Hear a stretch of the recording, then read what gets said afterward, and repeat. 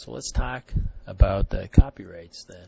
Okay, so we've talked about the patents and trademarks and whatnot. So copyrights, again, it provides a monopoly or an exclusive right to copy, market, and profit from, right, for a limited time anyhow. And then it's a very lengthy time for a lot of copyright stuff. But things, like artwork or music, or things that you've authored, written, those types of things, right? So it's property and creative expressions, and again, some of those things that I just mentioned. Okay, so the criteria is that it has to be original. It has to be something that's new and original, not copied, right? Okay, fixed in a tangible medium of expression. So if I type it out, yes, print it out on paper. If I write it out on paper, if I paint something on a canvas or on a bow saw or a bow saw. I don't think I'd paint something on a bow saw. Maybe on a saw blade. How's that? Because I've seen some of those, or whatever the case may be, right? That could be considered a tangible medium of expression. It does have to show creativity. Okay, that doesn't mean you have to be good. I know some of those old painters, they weren't all that good, like Picasso. I didn't appreciate his work very much, but apparently other people thought it was creative, so it could sure be copyrighted. This is for authors, not inventors. Okay, authors and creators, those types of things, right? So protection attaches at creation. So technically, anything that you write, put it in a fixed medium of expression, is copyrighted. Okay, that's the law. That's common law. So it's going to be protected by judge-made law, right? To get federal protection for copyrighted stuff, it does require filing. And you can file. I imagine, authors that make a lot of money on those types of things, the Disney characters, those types of things. Okay, you and I might write something, a blog or something like that. And blog is considered, I believe, the internet now. Those types of mediums are considered fixed forms of expression, and so they are copyrightable. Okay, if you write something, immediately there is some copyright protection attached to that. Okay. Can have the copyright symbol, doesn't have to. I think Lanny does that on some of his stuff. He puts a little copyright symbol on it, but it doesn't necessarily have to. But it certainly would if you got the Fed protection, right? If you did file. Okay. Fair use. So, you guys see me, I use cartoons and I use some of those things, and am I violating copyright laws? Well, maybe, but probably not. And that's because it's fair use, right? The purpose and character of the use. Why am I using it to make money? No, I mean this is kind of my criterion. It's not necessarily the absolute criteria by any means, but I'm not using it to make money. I'm using it to help my class hopefully be a little more entertaining or something, right? My nature of work. Education is given a decent amount of discretion when it comes to this fair use. Okay? We can use things like that oftentimes in our classes without risking, some of the copyright laws. Okay? Amount and substantiality. So again, if I'm using it briefly, a cartoon in a PowerPoint that I'm doing, I'm probably not going to get in trouble for that, right? And the effect on the potential market, and that's one of the big reasons I'm probably not affecting the potential market all that much.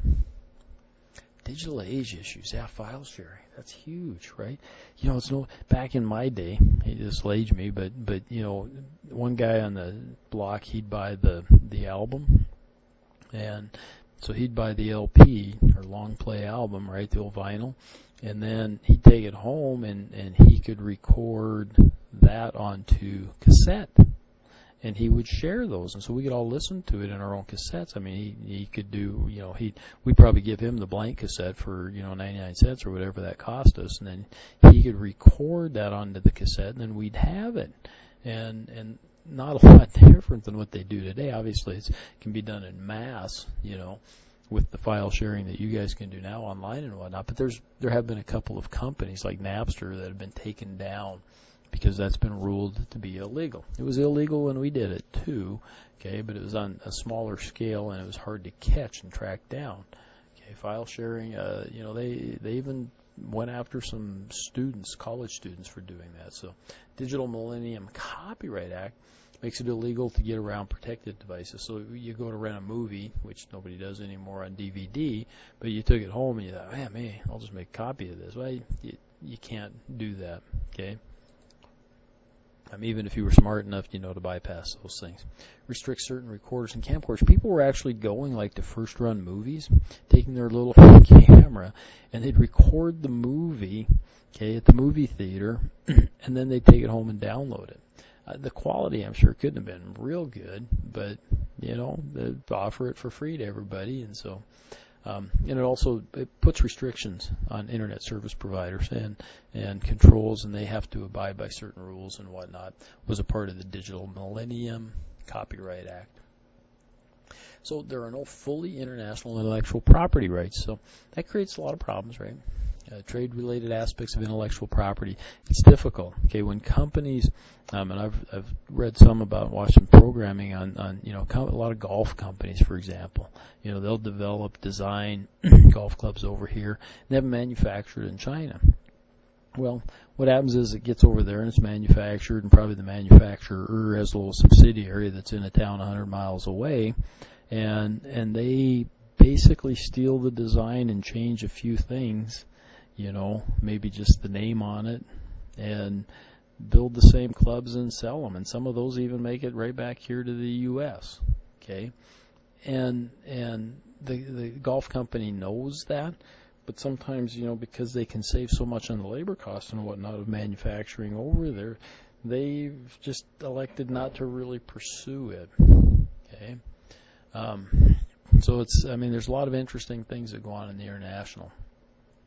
So there are some international standards, and one of the big negotiating items is going to over the TPP, or the Trans-Pacific Partnership, that's been in place for a few years, and Trump has steadfastly said he's against it, is to try to get more protections in there for copyright and patent rights and those other types of rights. Okay. Again, member countries of this, they would agree to provide some intellectual property rights. Again, difficult to enforce in some bigger countries that don't have the same rule of law. Big countries, lots of people, difficult to enforce some of those things. Other treaties do exist, but again, not enforced in a standard manner, so it does happen. So if you're engaging in international business, you got to be careful, right? Try to protect your intellectual property as much as you possibly can, but it will be difficult.